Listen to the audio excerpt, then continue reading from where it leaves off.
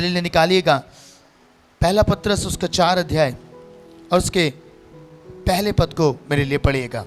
इसलिए जबकि मसीह ने शरीर में होकर दुख उठाया, तो तुम भी उसी मनसा को हथियार के समान धारण करो, क्योंकि जिसने शरीर में दुख उठाया वह पाप से छूट गया।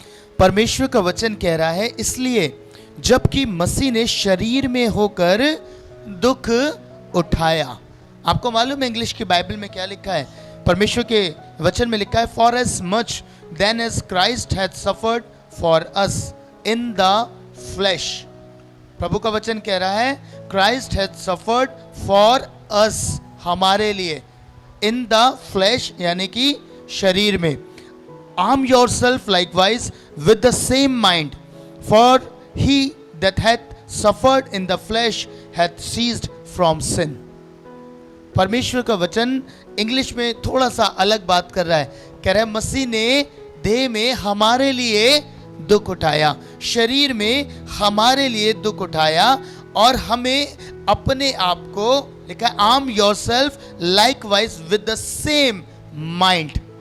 यहाँ पे हिंदी में परमेश्वर का वचन कह रहा है, उसी मनसा को हथियार के समान धारण करो, और इंग्लिश में कह रहा है arm yourself likewise with the same mind.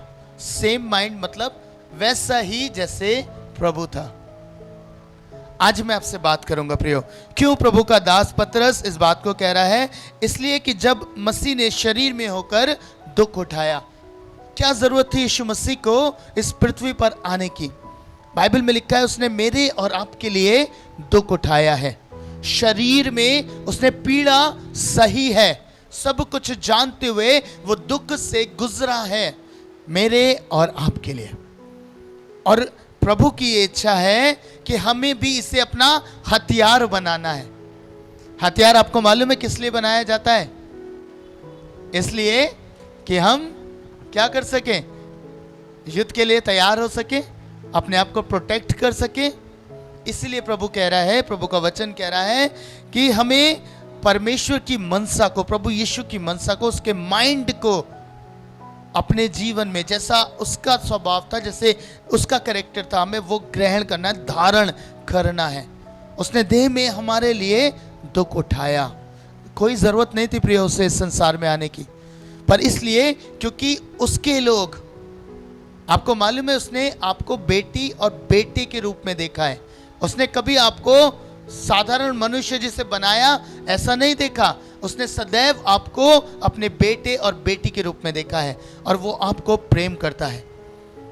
और इसलिए वो इस संसार में आकर मेरे और आपके लिए दुख को सह गए, पीड़ा को सह गए। आप समझ के देखिए कैसी पीड़ा प्रभु ने मेरे और आपके लिए सही है। उसने शरीर में दुख उठाया, कोड़े पड़े, क्रूस पर टांगा गया, कांटों का ताज रखा गया, हाथ छेद दिए गए, पांव छेद दिए गए, सारी पीड़ाएं उसने सही। ये तो शरीर की थी, शरीर में उसने दुख उठा लिया। पर पता है वो सदैव उस माइंडसेट से रहा कि उसे प्रभु की योजना को पूरा करना है, पिता की योजना को पूरा करना है। और आज मुझसे और आपसे वो एक्सपेक्ट करता है कि हम उसी मनसा को धारण करें, उसी माइंडसेट को ग्रहण करें। आपको मालूम है यीशु मसीह का माइंडसेट क्या था? यीशु मसीह का माइंडसेट है, जब हम गुड फ्राइडे में थे हमने पहला कलमा सुना, क्या था?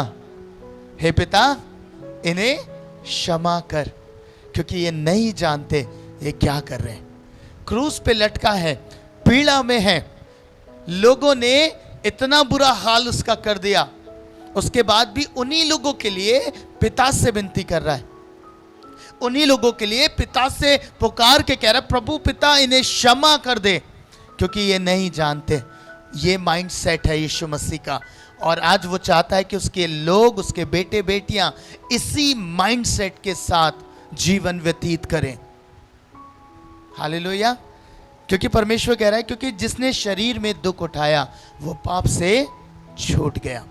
अगर आप पाप से छूटना चाहते हैं, जब आप चाहते हैं कि आपके ऊपर पाप की प्रभुता ना हो, तो आपको परमेश्वर के माइंडसेट को ग्रहण करना है, यीशु मसीह के माइंडसेट को अपने जीवन में ग्रहण करना है, और आप भी पाप से छूट जाएंगे।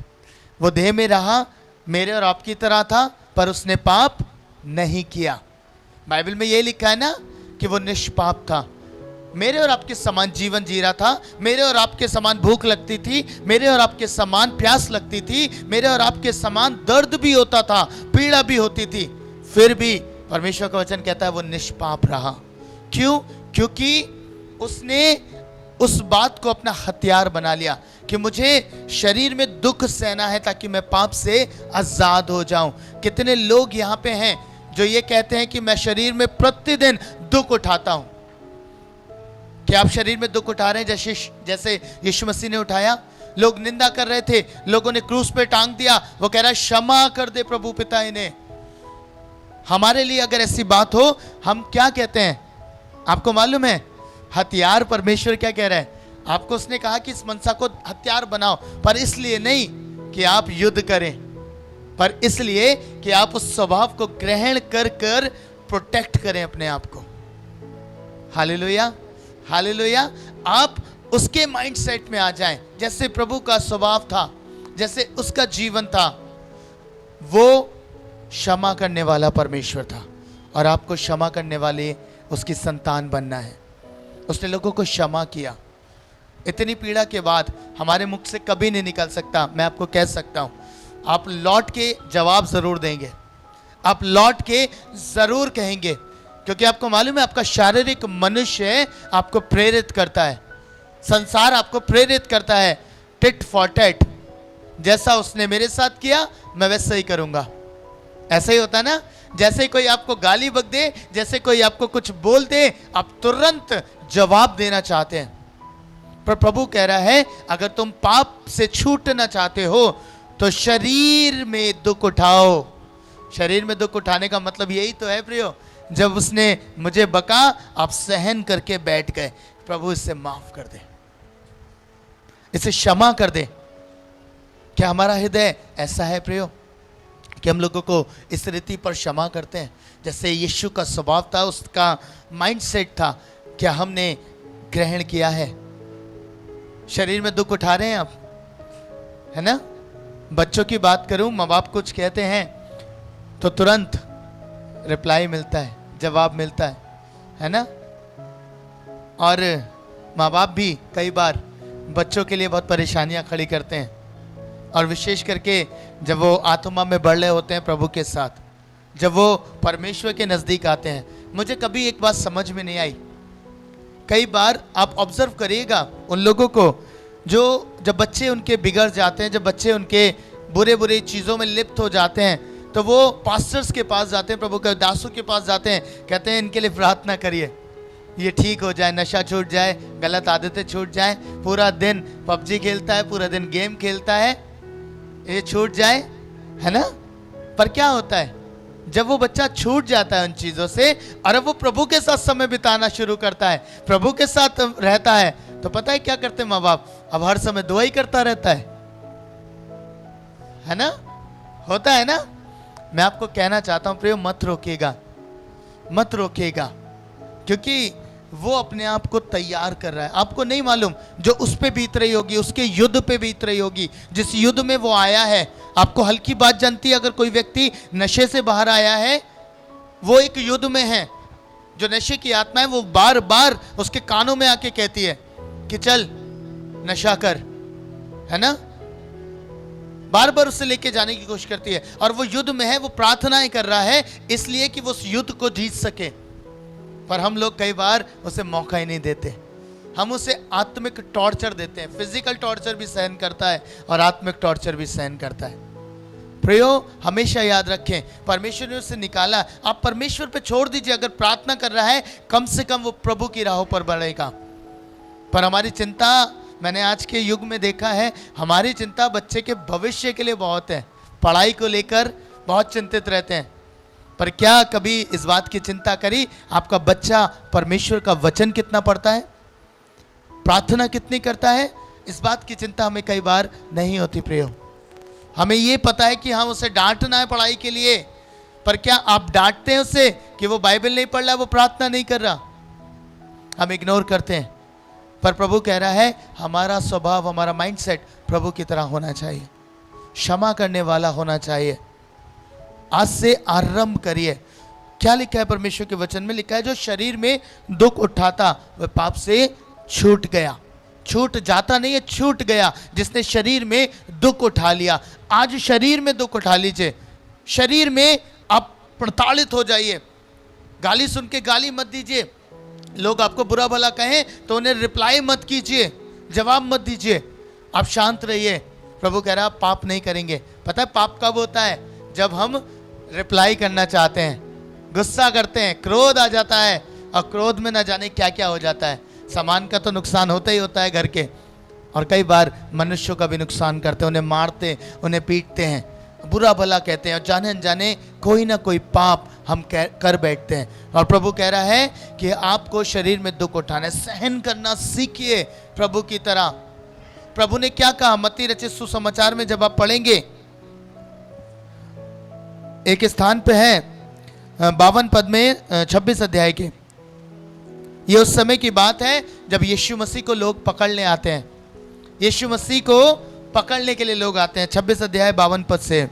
तब यीशु ने उससे कहा, पता है पतरस ने क्रोध में आके कान काट दिया है, गुस्से में। मेरे प्रभु को पकड़ने आया है, गुस्सा किया, कान काट दिया। पर प्रभु क्या कहते हैं? तब यीशु ने उससे कहा, अपनी तलवार मयान में यीशु रख कह ले। रहे हैं अपनी तलवार मयान में रख। ले। तलवार तुझे इसलिए नहीं दी थी प्रभु ने कि तू कान काट दे। प्रभु सिंबॉलिकली यही तो कह रहे थे, हथियार के समान धारण कर लो मेरी मनसा को। इसलिए कहा था कि तलवारें भी रख लो। पर उसने क्या किया? उसने रिप्लाई किया, काट दिया उसका कान। और यीशु कह रहे हैं अपनी तलवार मयान में रख ले, क्योंकि जो तलवार चलाते हैं वे सब तलवार से नष्ट किए जाएंगे। आगे, क्या तू नहीं जानता कि मैं अपने पिता से विनती कर प्रभु सकता कह रहे हैं हूं? मेरे पास अधिकार है, तुम्हें नहीं मालूम है। तूने इसका कान काट दिया पतरस, तुझे नहीं मालूम है, मेरे पे अधिकार है। अभी प्रार्थना करूंगा तो क्या होगा? और वह स्वर्गदूतों की 12 पलटन से कह रहा अधिक 12 पलटन से अधिक मेरे पास अभी मेरे लिए उपस्थित कर देगा। प्रभु कह रहे हैं तूने तो इसे जवाब दे दिया। ये मुझे पकड़ने आए थे, तुझे क्रोध आया, तूने इसे जवाब दिया। तुझे नहीं मालूम है कि मैं भी कर सकता हूं, मेरे पे अधिकार है। मैं अभी पिता से विनती करूंगा और 12 पलटन से अधिक भेज सकता है, सबका नाश कर देगा। पर पता है परमेश्वर क्या कह रहे हैं? प्रभु क्या कह रहे हैं? पढ़िएगा बहन। परंतु पवित्र शास्त्र की वे बातें कि ऐसा ही होना अवश्य है कैसे पूरी होंगी? प्रभु कह रहे हैं पर ये बातें जो मेरे विषय में लिखी गई हैं, जो पिता ने मेरे लिए ठहराया है, वो बातें कैसे पूरी होंगी? हालेलुया। अगर मैं भी रिप्लाई करूंगा, मैं इनकी तरह बन जाऊंगा, तो मैं प्रभु के कार्य को पूरा नहीं कर पाऊंगा, प्रभु की इच्छा को पूरा नहीं कर पाऊंगा। इसलिए प्रभु आज मुझे और आपको सिखा रहे हैं, शरीर में दुख उठाओ भाइयों, शरीर में दुख उठाओ बहनों। आपको दुख उठाने की आवश्यकता है। कोई कहे रिप्लाई मत कीजिए, जवाब मत दीजिए। क्षमा करना सीख लीजिए, माफ करना सीख लीजिए। शरीर में दुख उठाने को मैं एक बहुत खूबसूरत उदाहरण से आपको बताना चाहता हूँ प्रियो। आपको मालूम है जब एक व्यक्ति जिसे गैंग्रीन हो जाए, एक बीमारी है, शुगर के कारण भी होती है, और अगर उससे गैंग्रीन हो जाए, उसके थंब में या पैर में उसके गैंग्रीन हुई, तो डॉक्टर क्या कहते हैं? जब पैर सड़ गया आधा, तो वो कहते हैं इसे एम्पुटेट कर दो। जो मेडिकल लाइन के हैं वो जानते हैं एम्पुटेट का मतलब है काट दो, है ना? यही करते हैं, वो उतना हिस्सा निकाल दो, उसके ऊपर तक का काट के अलग कर देते हैं, क्योंकि डॉक्टर जानते हैं कि ये धीरे धीरे पूरे शरीर पे अधिकार ले लेगा, पूरा शरीर सड़ जाएगा। इसलिए बेहतर यह है कि ये उससे काट के अलग कर दे ताकि बाकी शरीर बच जाए।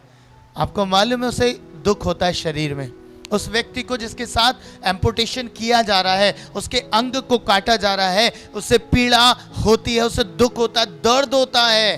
पर पता है ये दर्द उसे उसके शरीर को बचाने में सहायता करता है। हालेलुया। क्योंकि वो पार्ट निकाल दिया जाता है, बाकी शरीर बचा लिया जाता है। प्रभु यही कह रहे हैं आपको शरीर में दुख उठाना है ताकि आप पाप से छूट जाएं। क्योंकि जब आप शरीर में दुख नहीं उठाएंगे, जब आपको लोगों की बातें बुरी लगेंगी, जब आपको बुरा लगने लगेगा, आप परमेश्वर की तरह क्षमा करने वाले नहीं होंगे, आप नम्र नहीं होंगे जो उसका स्वभाव है प्रभु का, तो आपको ये बातें बुरी लगेंगी, दुख देंगी शरीर में, और आप उसका उत्तर देना जरूरी समझेंगे।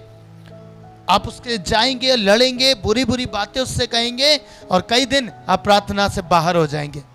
मैं आपको बता सकता हूं प्रियो, अगर आपका मन किसी के प्रति कड़वाहट से भर जाए, आप प्रार्थना नहीं कर सकते, आप नहीं कर सकते। आप बैठ के देखिएगा, आप बैठ नहीं पाएंगे प्रार्थना में। आपके मन में बार बार वही विचार आएगा कि उस भाई के लिए, उस बहन के लिए मैं क्या कर दूं जिसने मुझे बुरा कहा। आप उसे क्षमा नहीं कर पाएंगे। पर प्रभु कह रहे हैं इसे अपना हथियार बना लो। अब यीशु मसीह की तरह आपका स्वभाव हो जाए। अब आप शरीर की रीति पर ना चलें, क्योंकि अब आप आत्मा हैं, अब आप आत्मिक हैं। परमेश्वर का वचन कहता है यूहन्ना 13 अध्याय में पहले पद से बहन पढ़िएगा। पहला स्वभाव मैंने आपको बताया कि वो क्षमा करने वाला था। आगे 13 पद से, पहले आयत से 13 अध्याय। फसह के पर्व से पहले जब यीशु ने जान लिया कि मेरी वह घड़ी आ पहुंची है। यीशु मसीह एक बात वचन में बता रहे हैं, प्रभु बता रहे हैं, कह रहे हैं फसह के पर्व से पहले जब यीशु ने जान लिया, क्या जाना? कि मेरी घड़ी आ चुकी है कि मैं क्रूस की पीड़ा सहूं, मैं शरीर में दुख उठाऊं, मेरे जीवन में वो सारी पीड़ाएं आ जाएं। तो उसने क्या किया? तो अपने लोगों से जो जगत में थे जैसा प्रेम वह रखता था, अंत तक वैसा ही प्रेम रखता रहा। कितनी खूबसूरत बात है। आपको मालूम है, ये जान गया है, प्रभु जान गया है कि अब मेरा समय आ गया है कि मुझे पीड़ा से जाना है, मुझे दुख से जाना है, मुझे शरीर में दुख उठाना है। इन सारी बातों के जानने के बावजूद भी वो पता है क्या कह रहा है? कह रहा है अपने लोगों से वैसा ही प्रेम रखता रहा जैसा अब तक रखता था। पता है प्रभु हमें सिखाना चाह रहे हैं, हमारा प्रेम मनुष्यों के प्रति बदल जाता है। जब आपको पता चल जाए कि आपके जीवन में पीड़ा देने वाला है ये व्यक्ति, ये आपको दुख देने वाला है, ये आपको परेशान करने वाला है, तो पता है आपका नजरिया उसके प्रति बदल जाता है ना। पर प्रभु हमें सिखा रहे हैं उसने वैसा ही प्रेम जैसा वो आरंभ से रखता रहा, वैसा ही प्रेम उसने अंत तक रखे रहा। खूबसूरत बात है। और पता है वो जानता था उसे कोई बाहर वाला नहीं पकड़वाएगा, उसे कोई दूर का व्यक्ति दर्द नहीं देगा। किसने दिया? आगे लिखा है शैतान यहूदा में समाया। परमेश्वर के वचन में लिखा है जब शैतान शमौन के पुत्र यहूदा इस्करियोती के मन में डाल चुका था कि उसे पकड़वाए। यीशु मसीह पहले से आत्मा में जानते थे कि मुझे ये व्यक्ति धोखा देगा, ये व्यक्ति मुझे दुख देगा, इसके कारण मैं उस क्रूस तक जाऊंगा। इतना सब कुछ जानने के बावजूद भी प्रभु का वचन कह रहा है वो उससे प्रेम करता रहा। क्या मेरा और आपका स्वभाव ऐसा है? क्या हम प्रेम करते हैं उन लोगों से जो हमें दुख दे रहे हैं? नहीं करते ना। हम सच्चाई से इस बात को बयान कर सकते हैं, हम नहीं करते। जब हमें पता हो स्पेशली हम नहीं कर सकते। हम उसका चेहरा तक देखना पसंद नहीं करते। ये कड़वी बात है पर ये सत्य है। हम उस मनुष्य से मिलना पसंद नहीं करते, हम उसका चेहरा भी देखना पसंद नहीं करते। पर प्रभु हमें सिखा रहे हैं आज, मेरे को भी और आपको भी। वो ये कह रहे हैं उसका प्रेम एक सा था, उसका प्रेम एक समान बना रहा। आज प्रभु डिमांड कर रहे हैं आपको इसी मनसा को हथियार के समान धारण करना है। हालेलुया। पहले हथियार क्या था? क्षमा करने वाला हृदय। दूसरा हथियार नम्र बन जाइए, लोगों से प्रेम करना आरंभ करिए। प्रभु ने कहा जैसा वो प्रेम करता था वैसे अंत तक रहा। उसका प्रेम परिस्थितियों को देखकर नहीं बदला, उसका प्रेम हालातों को देखकर नहीं बदला। हमारा प्रेम बदलता है, हालात को देखकर, परिस्थितियों को देखकर, लोगों को देखकर हमारा प्रेम बदल जाता है। प्रभु बीते दिनों में मुझे इन बातों को सिखा रहे थे, और प्रभु जब मुझसे बात करते थे इस विषय पे तो मैं कहता था परमेश्वर सच में आप कैसे कर पाते थे? आप कैसे इस तरीके का जीवन जी पाए? लोगों ने आपको बहुत पीड़ा दी, लोगों ने आपको दुख दिया, शास्त्री फरीसी हमेशा तैयार रहते थे यीशु मसीह को पीड़ा देने के लिए, हमेशा तैयार रहते थे उसे क्रिटिसाइज करने के लिए, हमेशा तैयार रहते थे कि कब इसे पकड़ के मार डालें। इतना सब कुछ जानने के बावजूद वो उन्हीं के बीच में रहता था, उन्हीं के साथ काम करता था। खूबसूरत बात है प्रियो, प्रभु कह रहा है आपको नम्र बनना है, उसको अपना हथियार बना लीजिए। क्षमा को अपना हथियार बनाइए, नम्रता को अपना हथियार बनाइए, प्रेम को अपना हथियार बना लीजिए, तब आप पाप पर विजय को प्राप्त करेंगे। आपको मालूम है एक गंभीर बात, यदि आप लोगों से प्रेम करेंगे तो आपका मन कभी भी पाप के लिए तैयार नहीं होगा, है ना। आप ईर्ष्या नहीं करेंगे, आप द्वेष नहीं रखेंगे, आप जलन नहीं रखेंगे, और आपका मन उनसे सदैव प्यार करेगा। आपको तैयार हो जाना है, तैयार होना है, इन चीज़ों को धारण करिए, क्योंकि जब यीशु मसीह ने इन्हें अपने जीवन का आधार बना लिया शुरू से ही कि मुझे प्रेम करना है, जैसा परमेश्वर ने किया जगत से वैसा मुझे करना है, और उन्होंने इस प्रेम को हथियार बनाया अपना। इसी मनसा से आज मुझे और आपको ये बातें अपने जीवन में ग्रहण करनी है, हथियार बनाना है, ताकि शैतान हम पे प्रभुता ना करे, ताकि पाप हम पर अधिकार ना रखे, ताकि पाप हम पर प्रभुता ना करे। प्रियो, शरीर में दुख उठाने के लिए तैयार रहें सदैव। आपको पीड़ा बहुत होगी जब आप किसी को कुछ कह नहीं पाएंगे ना, हाथ पैर मार के रह जाएंगे, है ना, हाथ पैर बीच के रह जाएंगे, मैं कुछ नहीं कर पाया, मैं कुछ नहीं कर पाया। पता है उस समय एक काम जरूर करिएगा, जब आपको ऐसा हो अपने द्वार बंद करके प्रार्थना में चले जाइएगा और प्रभु से जाके कहिएगा, प्रभु मैं बर्दाश्त नहीं कर पा रहा हूँ, मेरा मन तो करता है, शरीर तो मुझसे कह रहा है कि मैं अपने भाई को अपनी बहन को बहुत सुना दूं, बहुत कह दूं, बहुत बक दूं उससे, लेकिन प्रभु आपका आत्मा मुझे रोकता है और मैं इसे हथियार बनाता हूं। जिस घड़ी ये आपने आरंभ करा प्रियो, आप सच में जीत जाएंगे, आप सच में जीत जाएंगे, पाप पर फिर आपका अधिकार नहीं होगा। पहली बात, क्षमा का हृदय हमेशा रखिए। कितना भी बुरा आपके साथ हो जाए, लोगों को क्षमा करिए, क्योंकि यीशु ने क्षमा किया, उस पीड़ा के समय में क्षमा किया, आपको करना है। Hallelujah, hallelujah. तैयार है? परमेश्वर का वचन कहता है, इसलिए जबकि मसीह ने शरीर में होकर दुख उठाया तो तुम भी उसी मनसा को हथियार के समान धारण करो, क्योंकि जिसने शरीर में दुख उठाया वह पाप से छूट गया। दूसरा, शरीर में दुख उठाना मैं आपको बताना चाहता हूं प्रियो, आपको प्रार्थना में रहना है। यह भी एक प्रकार का दुख है ना, यह भी शरीर का दुख है। दुनिया आनंद करती है, बाहर लोग मजे ले रहे हैं, लोग गानों पे थिरक रहे हैं, आनंदित हो रहे हैं, पर आप प्रार्थना में बैठे, आप घुटने तोड़ लें प्रार्थना में, आप परमेश्वर के साथ समय बिता रहे हैं। यह आपका दुख है, शरीर का दुख, और इसी के कारण से आप पाप से छूट सकते हैं। Hallelujah, hallelujah. आपने देखा है कभी कभी ऐसा होता है जब आप प्रार्थना में होते हैं। मेरे को एक भाई ने एक बात बताई और मुझे आशीष मिली। उन्होंने कहा, भैया बाहर इतना झगड़ा हो रहा था, बाहर इतना लोग बक रहे थे एक दूसरे को, बहुत ज़्यादा शोर था, मेरे परिवार में झगड़ा चल रहा था, पर मैं प्रार्थना करता रहा। जितनी देर बाहर लड़ाई चली उतनी देर मैं प्रार्थना करता रहा। हालेलुया। और पता है वो उस लड़ाई से बचे रहे, क्योंकि अगर वो बाहर होते, आप सोच के देखिए, तो वो भी दो बातें जरूर बक के आते, होता है ना। पर उन्होंने क्या किया, ये बेहतर जाना कि वो प्रार्थना में चले जाएं, और जितनी देर बाहर युद्ध चल रहा था उतनी देर भीतर युद्ध चल रहा था शरीर से। वो घुटनों पे बैठे रहे, प्रार्थना करते रहे, क्योंकि बार बार शारीरिक मनुष्य कह रहा था, जा बाहर जाके तू भी बोल।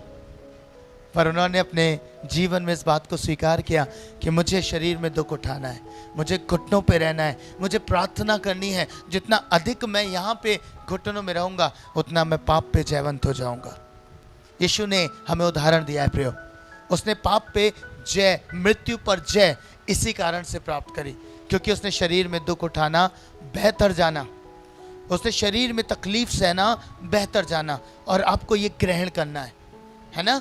आगे से कभी ऐसा मत करेगा, मेरी बात को याद रखेगा, और मैं विश्वास करता हूँ पवित्र आत्मा आपको याद दिलाएंगे।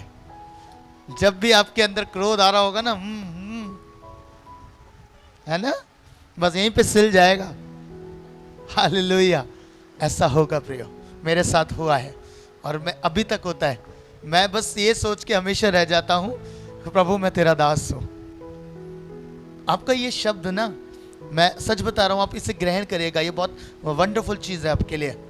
जब आप ये समझ जाएंगे कि आप परमेश्वर के दास और दासी हैं और आपको उस औरे में रहना है, फिर कितना भी कुछ हो जाए आपको अंदर से सिर्फ एक ही बात याद आएगी, नहीं ये नहीं कर सकता, तू प्रभु का दास है। इतना शरीर में दुख उठाएंगे उतना पाप से छूट जाएंगे। हालेलुया, जोर से बोलिए हालेलुया। शरीर में जितना अधिक दुख उठाएंगे उतना पाप से छूटते जाएंगे, पाप पीछे रहेगा और आप आत्मा में आगे बढ़ते चले जाएंगे। यही खूबसूरत प्रकाशन है प्रियो। आपको आगे बढ़ना है, आपको पाप पे जयवंत होना है। यीशु ने हमें उदाहरण दिया, यीशु चाहते हैं हम उसी को अपना हथियार बना लें, उसी मनसा को अपना हथियार बना के ग्रहण करें, उसके एटीट्यूड को, उसके कैरेक्टर को, उसके जीवन को अपना जीवन बना लें, तब हम पाप पर जयवंत होंगे। आइए अपनी आंखों को बंद करें और प्रभु से कहें, परमेश्वर आज मैंने इस बात को जाना है कि तेरा स्वभाव, तेरा एटीट्यूड प्रभु मेरे जीवन में एक हथियार के समान बन जाए। पिता मैं प्रार्थना करता आज आपके लोगों के लिए, प्रभु जैसे जैसे हम आपके मार्गों में बढ़ते हैं वैसे वैसे हम जानते हैं पिता कि हमारे लिए शरीर में दुख है, शरीर में पीड़ा है। लोग आनंदित होते हैं और हम आंसू बहा रहे होते हैं, लोग संसार में मौज मस्ती करते हैं, हम दुख सह रहे होते हैं। प्रभु शरीर में हम बैठे होते हैं प्रार्थनाओं में। प्रभु मैं चाहता हूं जैसे आपने इन बातों को अपने लिए हथियार बनाया और प्रभु आप निष्पाप रहे इस पृथ्वी पर, मैं चाहता तेरे लोग भी निष्पाप रहे। प्रभु ये पाप पे प्रभुता करें, पाप इन पे प्रभुता ना करें। प्रभु ये आगे बढ़े आत्मिक जीवन में। परमेश्वर ये बातें इन्हें स्मरण रहें। प्रभु ये क्षमा वाला मन प्राप्त करें। प्रभु ये प्रेम का हृदय प्राप्त करें, नम्रता को प्राप्त करें, प्रभु संयम को प्राप्त करें। पिता ये दुख उठाएं शरीर में ताकि पाप से आजाद हो जाए।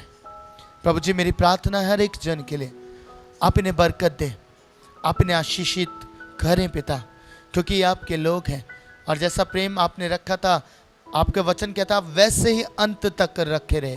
प्रभु मैं जानता हूं कि आपका प्रेम कभी बदलता नहीं है। प्रभु बातें टल जाती हैं, चली जाती हैं, लेकिन आपका प्रेम अटल है। आपने खुद कहा प्रभु अपने वचन में, प्रेम स्थिर है। प्रभु मैं जानता हूं कि आप अपने लोगों से प्रेम करते। प्रभु अपना स्वभाव इनके भीतर उतारें, अपना स्वभाव इनके जीवन में दें परमेश्वर, ताकि प्रभु ये आप में बढ़ते चले जाएं। यीशु मसीह मेरी प्रार्थना है तेरे लोग तेरी बरकत में बढ़े। मैं इन सबको तेरे लहू में छुपाता, कवर करता और इन्हें बरकत का वाइस होने के लिए ब्लेस करता हूँ यीशु के सामर्थ्य नाम में, आमीन। हम आशा करते हैं कि आज के वचन के द्वारा आप इनकरेज हुए होंगे, परमेश्वर ने आपसे बात की होगी। आप अपनी टेस्टमनीज को, प्रेयर रिक्वेस्ट को हमारे साथ व्हाट्सएप पर या फिर हमें कॉल कर कर बता सकते हैं। आप हमसे सोशल मीडिया प्लेटफॉर्म्स जैसे कि यूट्यूब, इंस्टाग्राम, फेसबुक पर भी जुड़ सकते हैं और आप हमारी जूम मीटिंग्स में भी कनेक्ट हो सकते हैं, जहाँ पर पावरफुल सेशंस के द्वारा, प्रभु के वचन के द्वारा लोगों को इनकरेज करा जाता है, परमेश्वर की बातें उन तक पहुँचाई जाती हैं। यदि परमेश्वर आपके हृदय में इस सेवकाई के प्रति बोझ को देते हैं तो आप इस सेवकाई को सपोर्ट कर सकते हैं।